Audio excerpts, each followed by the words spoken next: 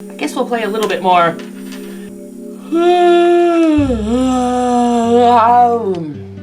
Welcome back, everyone. Thomas. Agent Morgan, it's past 2100. Let's meet up again at the community center tomorrow. I haven't been sleeping much since this all started, to be honest. I'm exhausted. I was just about to suggest the same thing. I'll make arrangements for people to gather between 1500 and 1700. I'll try and get as many people as I can to come, so don't be late, okay? Don't be late. Don't be I'll late. be there. Between 3 and 5, don't The be community late. center's on the south But side. between 3 and it 5, on your don't map. be late. Thanks, Thomas. Well then, see you tomorrow. See you tomorrow. So, where am I? I'm at the lumber mill by myself. What's this? What does this mean? What is this? I don't think there are any useful clues left here, but maybe I should give it a try just for the thrill of it. Try this again. I'm done with this. Oh, that's cool. That is a bit cool. What is this card? There's a card. There's a card looking thing. There's a card. How do we get in there? I don't think we do.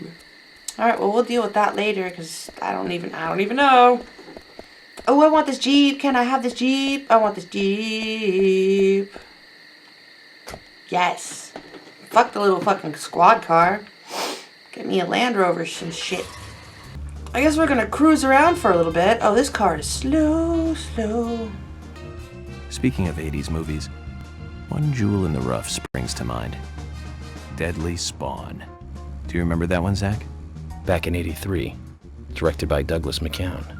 Right, it was filmed pretty cheap, but still it was pretty good. The monster design with the mouth crammed full of teeth, I loved it. So many delicious B-movie cliches. Did you know that they made a sequel? But I never got to see the sequel.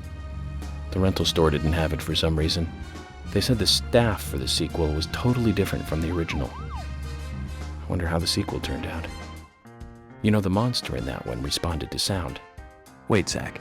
Sounds a lot like the movie Tremors. I think that one was back in '89, directed by Ron Underwood.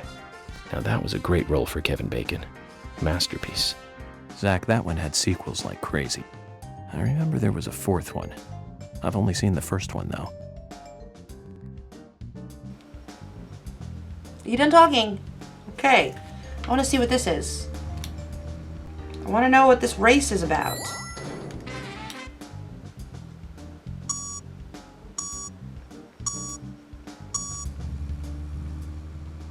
This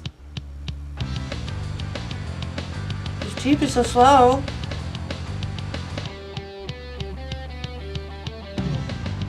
Is this American Idiot?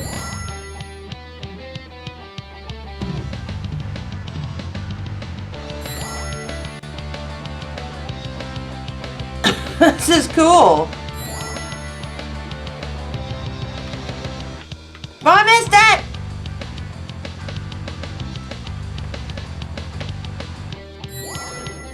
Shit! God, it takes this truck a long time to get up to speed. Go, go, go!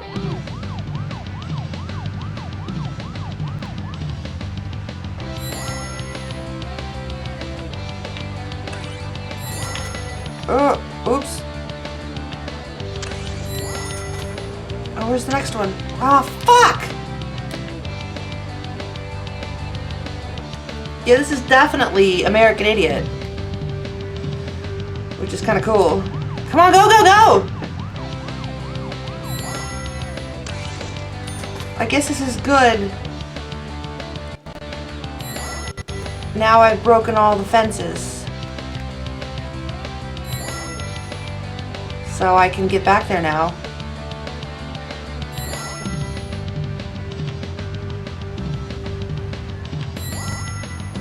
Shit, go! Oh, come on! Shit, go!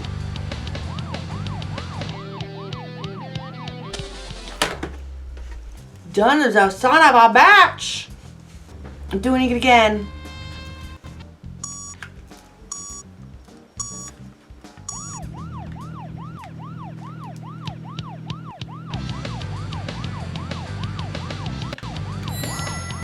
Come on, let's go. Ooh, shit. Don't crash anymore. I missed it again! Because I keep trying to cut that corner. But I didn't fuck up this time too badly, so... Shit!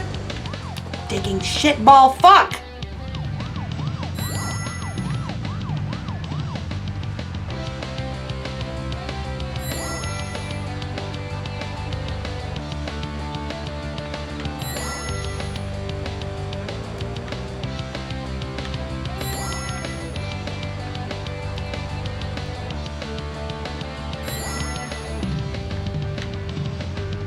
Come on, you can do it.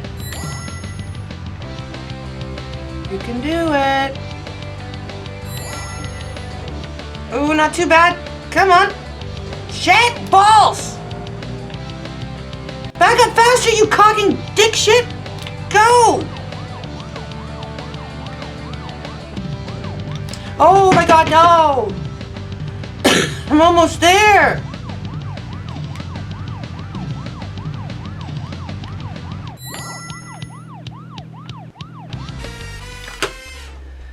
Almost didn't make it.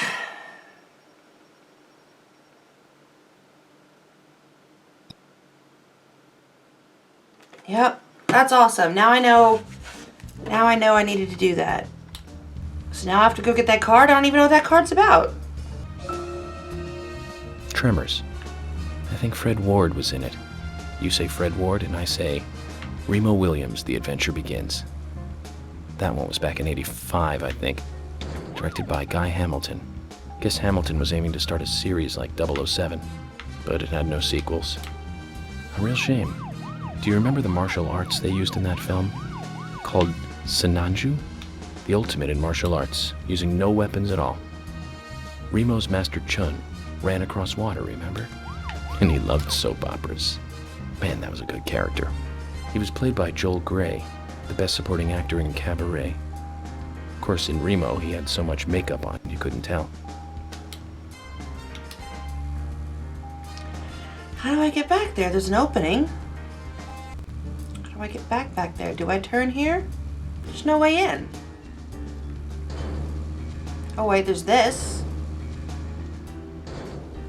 Which was around that way. Oh, I fucked it all up.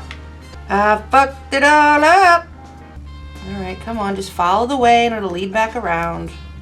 Stupid me.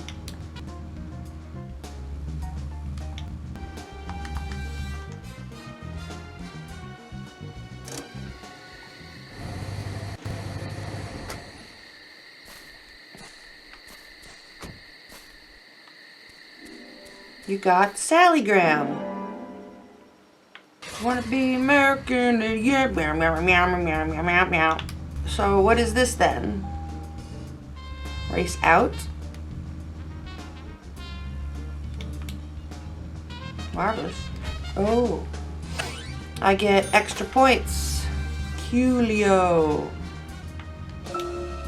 Now, Joel Grey's daughter is, of course... That's right, Jennifer Grey. You knew that, right, Zach? Jennifer Grey. She's in one of my most favorite movies, Ferris Bueller's Day Off, 1986, directed by John Hughes. That one was so 80s. Zach, you're not the most cheerful guy I know. But you really do like those cheerful movies.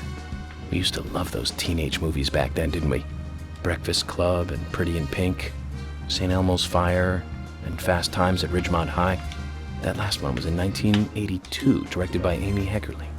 Now that was an impressive film. You've got Sean Penn in the lead, with Jennifer Jason Leigh and Phoebe Cates. Not to mention Nicolas Cage and Forrest Whitaker were in it too. And the original book and the script were written by Cameron Crowe. How could that not be a great film? Do you remember, Zach? When that movie ended, the last words, the end, was from an arcade game. That's right, it was from Missile Command. That stuck in my head for a while. The memories. I feel like I have a lot of movies to catch up on. Let's just hope we can get to the end of this case soon. Then maybe we can catch up on a few. Give some thought about what movie you want to see next, Zach.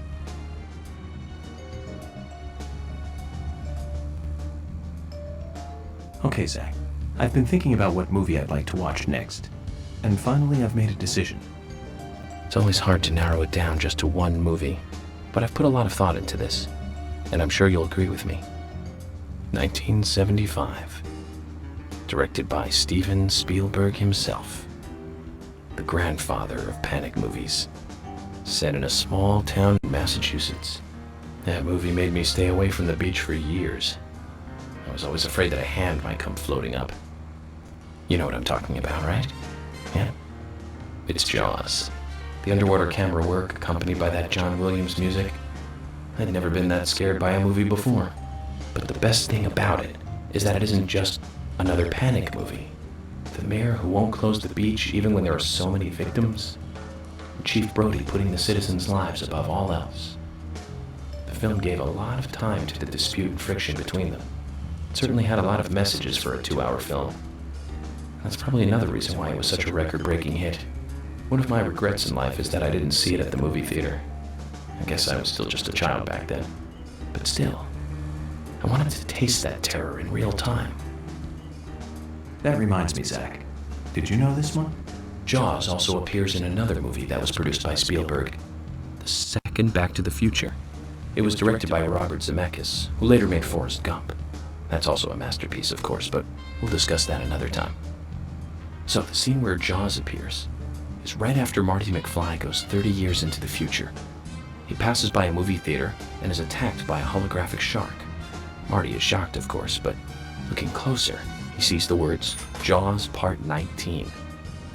The director is credited as Steven Spielberg Jr. In reality, there were actually only 4 Jaws movies. It was still a great joke. 30 years from 1985 would be 2015. We'll be there pretty soon. I wonder what life would be like by then, Zach.